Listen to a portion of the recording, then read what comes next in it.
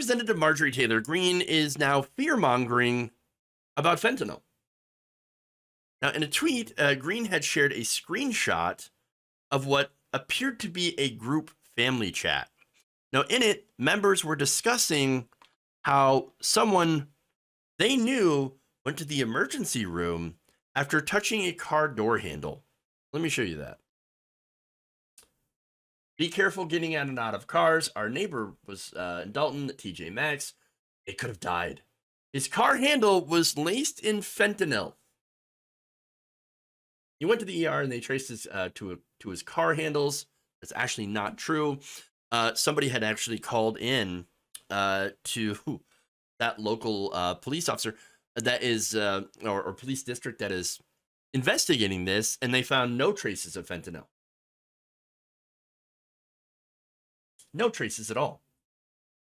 But apparently, she says no. You can get it from a car door handle. So now, here's what she wrote. Fentanyl poisonings aren't just something you see on the news. It's now so common, it's in your family group text. No one is safe. Over 300 people are dying every day because the Biden administration refuses to secure our border.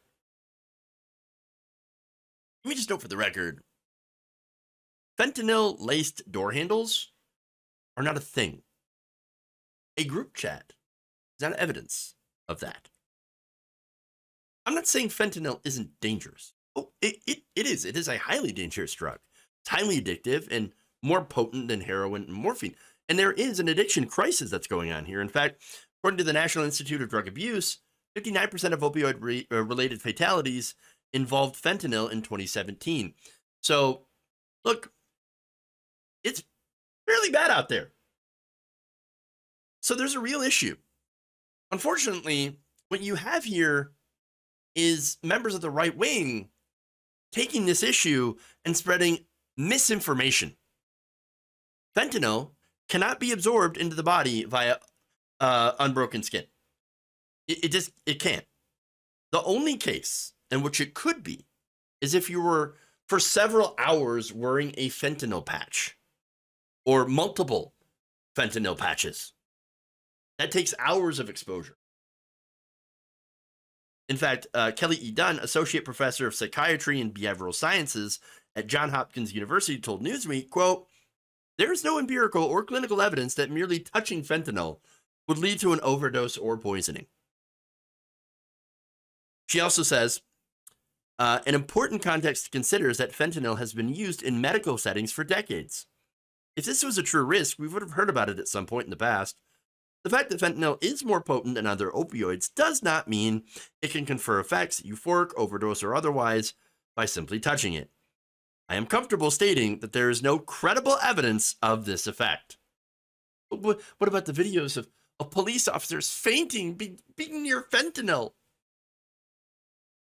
Well, Joseph J. Palomar, an associate professor at NYU Langone Health, weighed in on that and said this, quote, "Overdosing from touching fentanyl or merely being in the presence of fentanyl has been a myth for some time." No kidding. Quote, "We've been hearing a lot about this with respect to police officers being exposed. I don't think the cases we hear about officers overdosing on fentanyl by merely touching it are lies." All right. No, they're lies. They're absolute lies. Come on. He also says this, quote, "I just think that something else might have happened, perhaps psychologically." Yeah, no, the cops were so scared of the fentanyl guys that they fainted. No, you know what? That's not true. Because if they were scared of the fentanyl, they would have shot it, right? Many times, or put their knee on it or something. Yeah, if they're scared of the fentanyl, definitely they would have went for the gun. Coming right for us. It's coming right at us. But no, seriously though, he continues by saying, "We won't know for sure without toxicological evidence. You're not going to find any." He then added, "I feel horrible when I hear that an officer passed out after touching fentanyl, and then there's a backlash on social media attacking the police for providing misinformation." Nope, propaganda.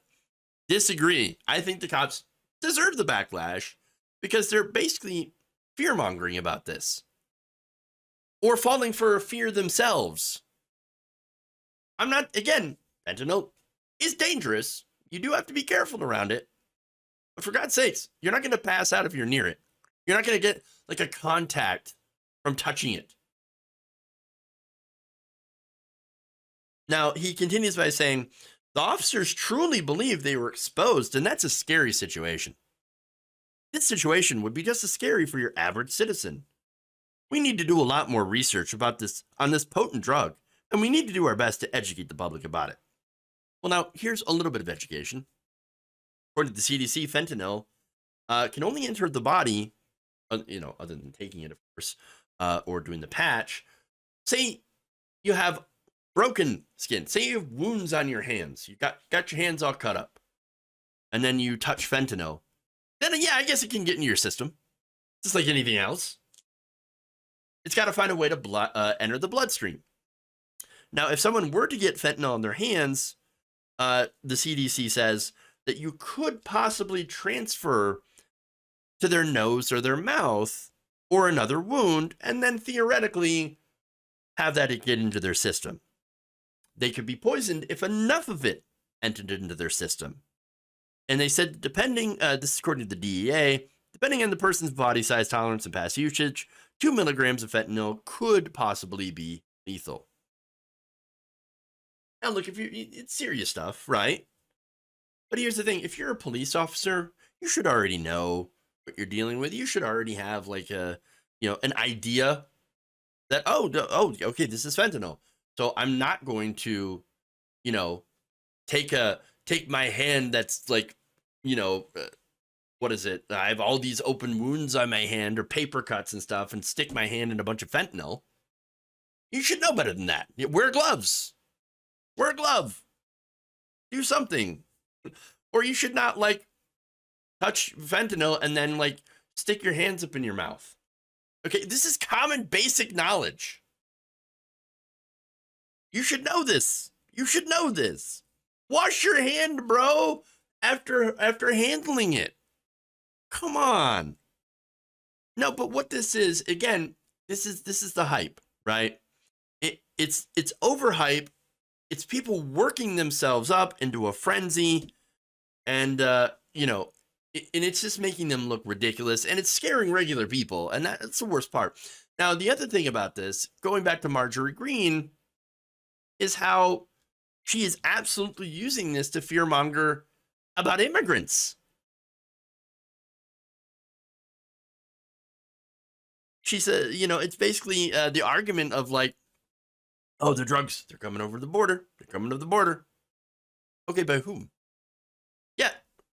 Do drugs get intercepted at the border? Yeah.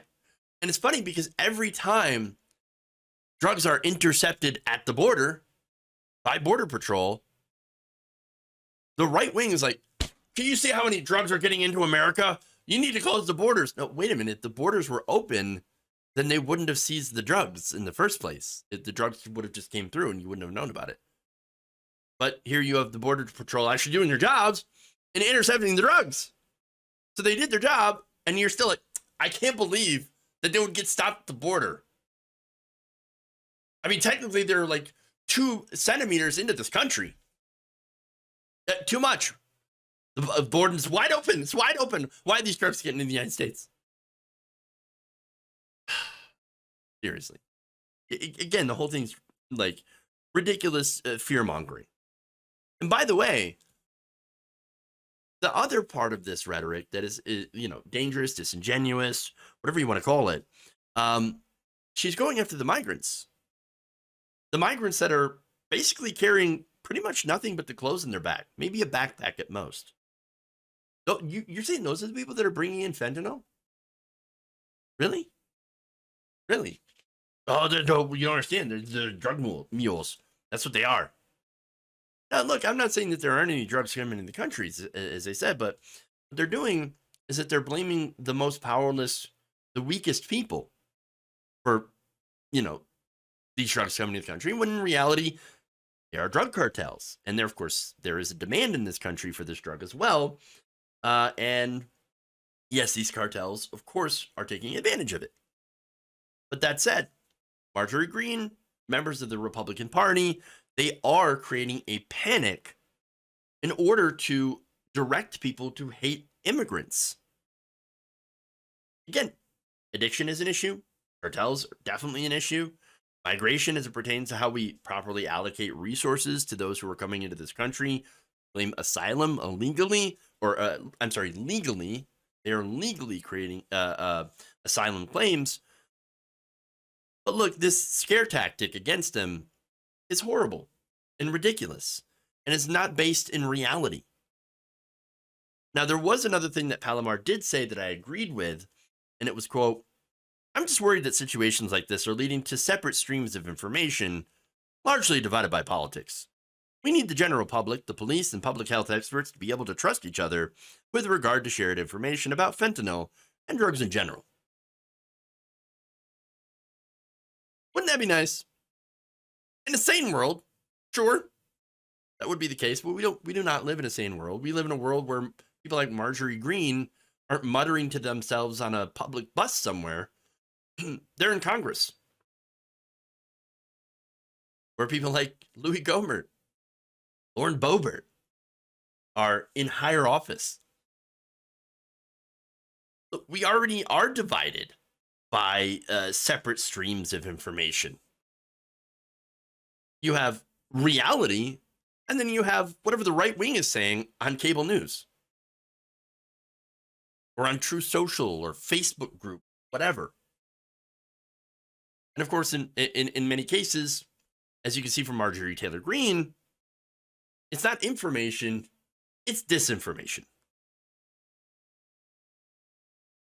So, here are the facts. You're not going to get fentanyl from a car door.